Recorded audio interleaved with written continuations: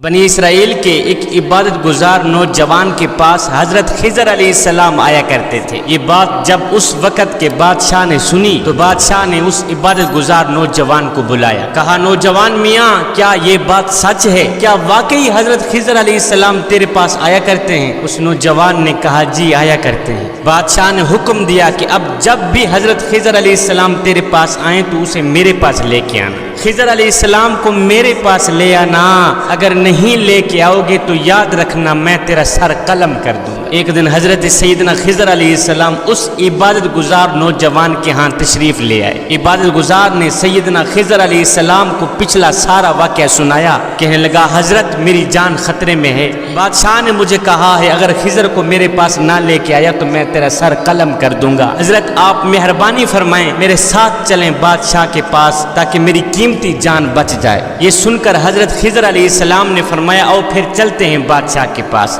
یہ عبادت گزار نوجوان اور حضرت خضر علیہ السلام دونوں بادشاہ کے ہاں تشریف لے گئے۔ بادشاہ نے پوچھا کیا آپ ہی خضر ہیں؟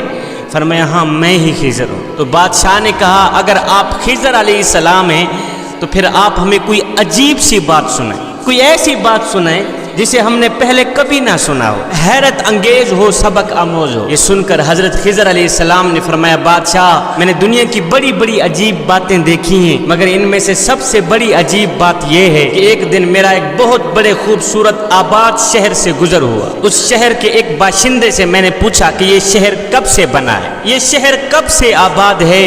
اس باشندے نے کہا بھائی یہ شہر بہت ہی پرانا شہر ہے، اس کی ابتدا کا نہ مجھے علم ہے اور نہ ہی میرے آبا و اجداد کو علم ہے، خدا جانے کب سے یہ شہر یوں ہی آباد چلا آ رہا ہے۔ حضرت خضر علیہ السلام نے فرمایا بادشاہ پھر میں 500 سال کے بعد اسی راستے سے گزرا، جب اسی جگہ سے گزرا تو دیکھ کر حیران رہ گیا کہ شہر کا نام و نشان بھی نہیں، شہر ویرانے میں تبدیل ہو گیا ہے، ویرانہ ہی ویرانہ ہے، جنگل ہی جنگل ہے۔ اس جنگل میں ایک آدمی لکڑیاں چن رہا تھا۔ میں نے اس بکریاں چرانے والے بندے سے پوچھا کہ یہ شہر کب سے برباد ہوا ہے، یہ شہر کب سے ویران ہوا ہے، کب سے برباد ہوا ہے؟ یہ سن کر وہ ہنس کر کہنے لگا یہاں شہر تھا ہی کب، تو بھائی یہ جگہ تو مدتوں سے جنگل چلی آ رہی ہے، ہم نے بھی یہاں جنگل دیکھا ہے، ہمارے آبا و اجداد نے بھی یہاں جنگل ہی دیکھا ہے، یہاں تو شہر ہونے کا وہم و گمان بھی نہیں کیا جا سکتا۔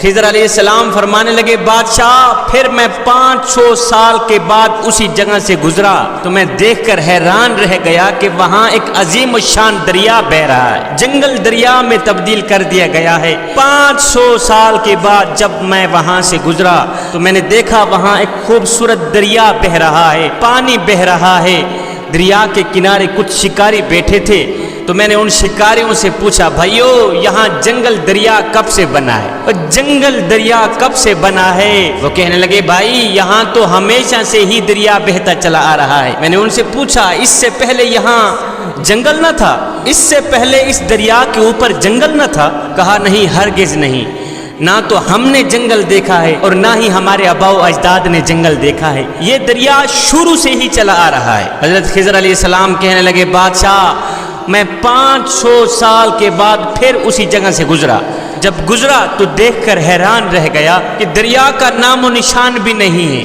وہاں میدان ہی میدان ہے، ریت ہی ریت، میدان ہی میدان۔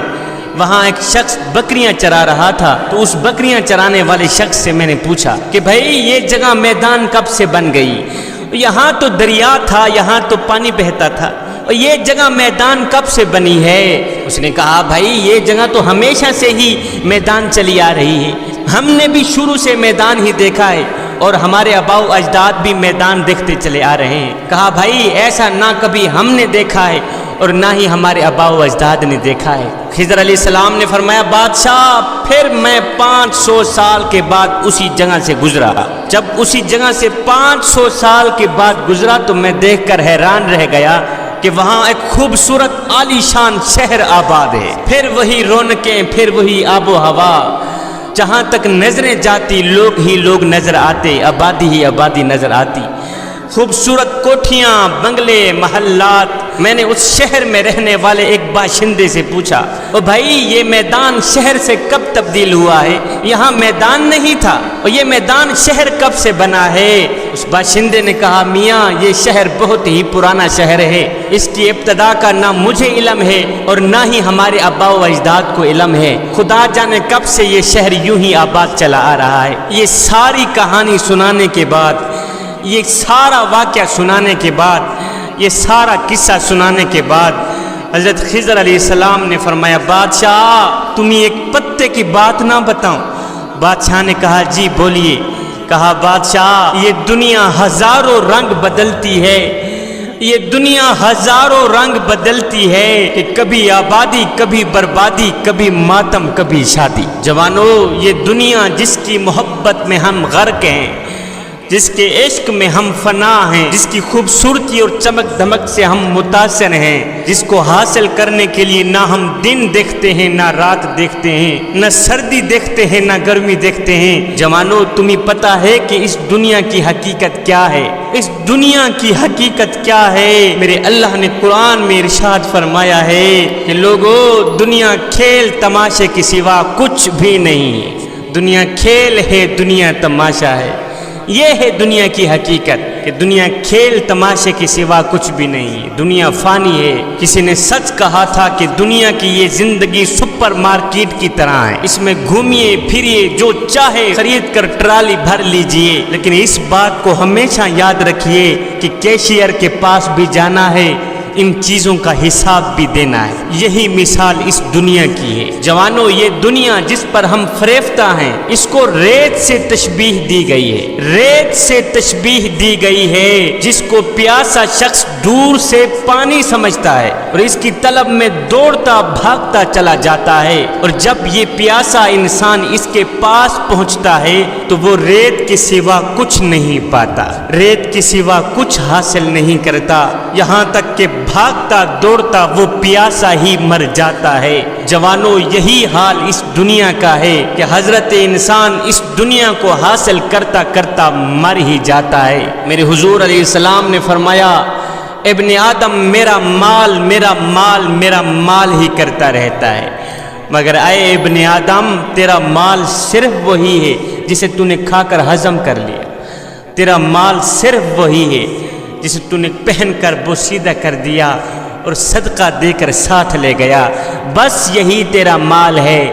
زیادہ ہائے ہائے کرنے کی کوئی ضرورت نہیں، زیادہ دنیا کے پیچھے بھاگ دوڑ کرنے کی کوئی ضرورت نہیں۔ دنیا کے پیچھے بھاگو گے تو مارے جاؤ گے، دنیا کی محبت اپنے دل میں رکھو گے تو مارے جاؤ گے۔ جس شخص کے دل میں دنیا بس جاتی ہے، اس شخص کے دل میں اللہ کی محبت، اس کے رسول کی محبت کبھی آ ہی نہیں سکتی۔ جوانو، اگر دل میں اللہ کی محبت بسانا چاہتے ہو، اگر دل میں اس کے رسول کی محبت بسانا چاہتے ہو، تو پھر دنیا کی محبت دل سے نکالنا ہی پڑے گی۔ جوانو، دنیا لذت کا گھر ہے، دنیا شہوت کا گھر ہے، دنیا خواہشات